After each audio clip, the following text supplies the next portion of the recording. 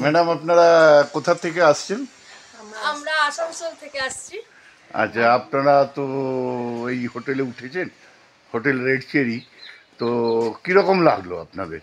খুব ভালো লাগলো, এখানকার ব্যবহার, স্টাফদের ব্যবহার খুব ভালো। খাওয়া দাওয়া তো একদম ঘরোয়া খাবার।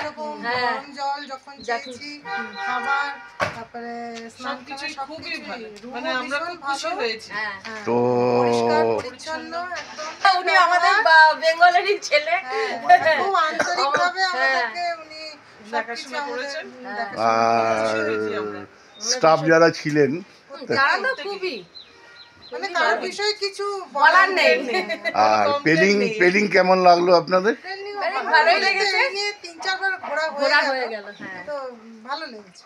তবে এবার আমরা তাহলে- নতুন একটা দেখে এলাম স্কাই ওয়াক, ওখানেও ঘুরে এলাম।